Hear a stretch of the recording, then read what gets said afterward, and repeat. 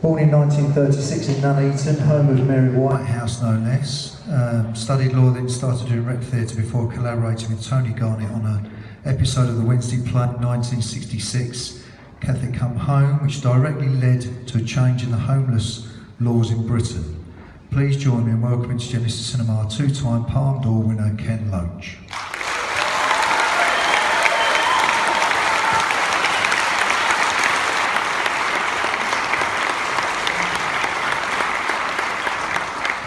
First of all, we've been speaking. I've got loads of questions, but I'm going to not ask any of those. I'm just going to talk about what we talked about earlier with the straight to the food bank scene. I think we were talking earlier about you don't actually give the cast a script as such to try and get that realism in that. Could you talk us through that scene and what you do? Well, yes. First of all, can I say it's a smashing cinema, and thanks for putting it on, and thanks everyone for coming.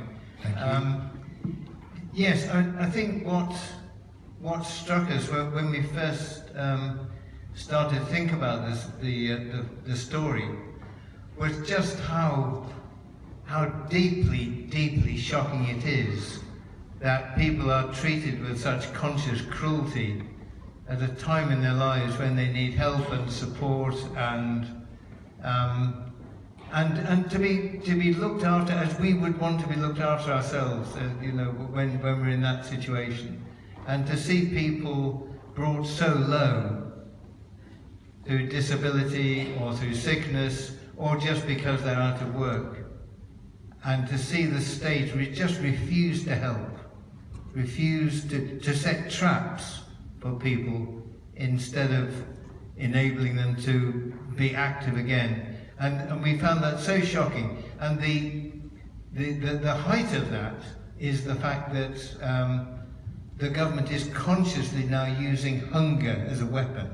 I mean, hunger is a weapon, because if you're hungry, well, you can't fight back, you can't do anything, you're just desperate. So trying to recreate the food bank scene was really critical to the whole story.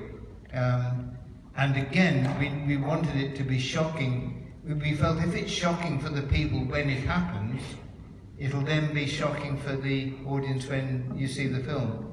There are a number of things that we thought would contribute to that. First of all, it's a real food bank, and the people working there really work in food banks.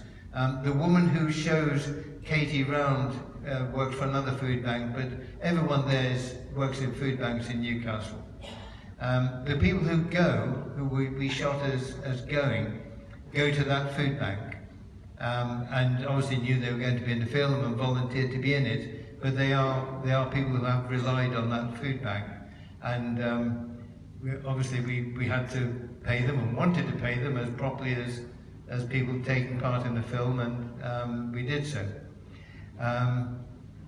But then the point where she takes the beans, I thought no one should know that that's going to happen, because then people will respond in the way that they would respond in real life, which is what they did.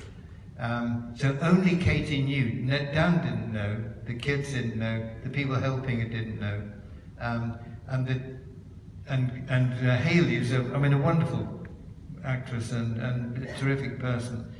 She just had to think herself into it without saying anything to anybody. And then when she did it, the challenge when you're making the film is to be in the right place and to put the furniture in such a place that she will be led to a position where it will work as a shot. Sure, yeah. Because the terror is that she'll give the most amazing performance ever, and the camera won't be in the right place. So we had to arrange the furniture so that she would be sat just in a position that would make a good shot. But we only got 2 goes we only needed 2 goes at it. So actually, that actual bit we shot in 3/4 of an hour. That's incredible. It's probably the most powerful scene for me in that film. It's amazing.